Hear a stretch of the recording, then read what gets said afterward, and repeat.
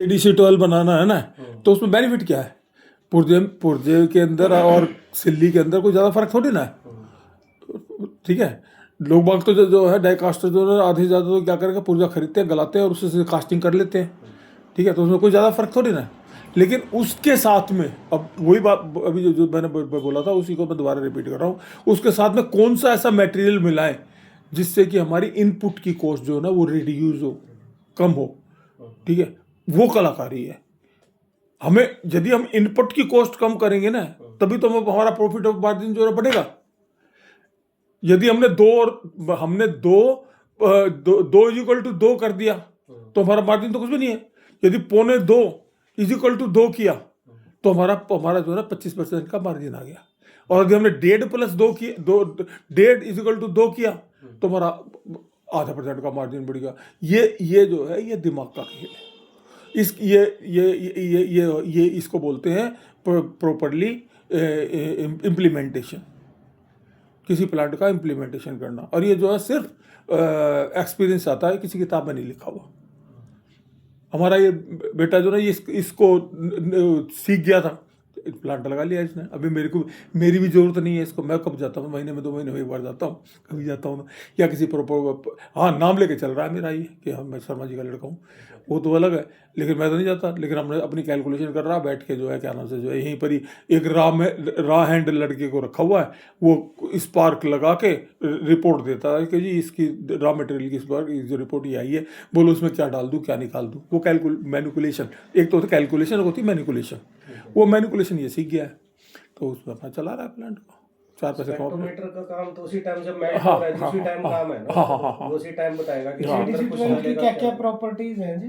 ADC12 के अंदर जो ना 9.5 से 12.5% सिलिकॉन होता है और 1.5% से 2.5% 3% तक जो है कॉपर होता है। आयरन 1% से नीचे होता है। जिंक जो 1.3% से नीचे होता है। मतलब जो मेन तो यही है।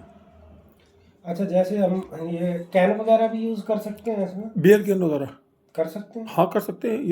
मैं वो कह रहा हूँ कि जब आप जो है ना उसको बेस मेटल का सैंपल लोगे ना, बेस मेटल का सैंपल लोगे तो बेस मेटल का सैंपल आपको बता देगा कि इसके अंदर आप क्या डाल सकते हो, इसके अंदर जो है इसके प्रॉफिट बढ़ाने के लिए क्या डाल सकते हो, और इसको स्पेसिफाइड करने के लिए क्या डालना है। सिलिकॉन डालना है, कॉपर डालना है, क्या डालना है, वो तो स्पेसिफाइड करने के लिए डालना होता है। और सपोज एक छोटा सा एग्जांपल है, यदि मान लो जो है जिंक हमारा जो है 1% तक अलाउड है, हमारा आ रहा है 0.7 0.8%, तो हम जिंक का मटेरियल डाल देंगे जो सस्ता होता है। जो सस्ता होता है ना वो जिंक का मटेरियल डाल दिया तो क्या हो गया, हमारी जो है ना इनपुट कॉस्ट जो है वो रिड्यूस हो गई, हमारा प्रॉफिट ऑफ मार्जिन बढ़ गया।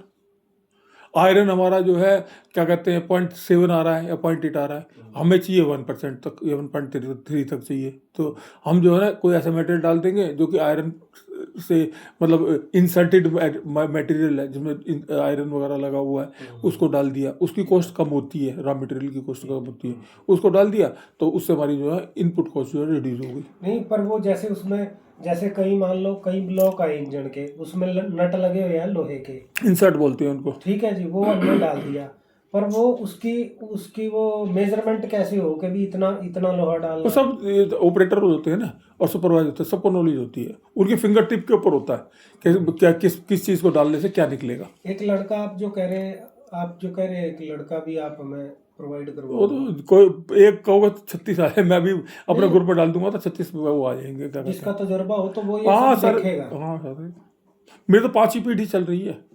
मैंने तो ये काम जो ना 1986 से शुरू किया था, और जो टेस्टिंग का काम किया था 78 से शुरू किया था टेस्टिंग का।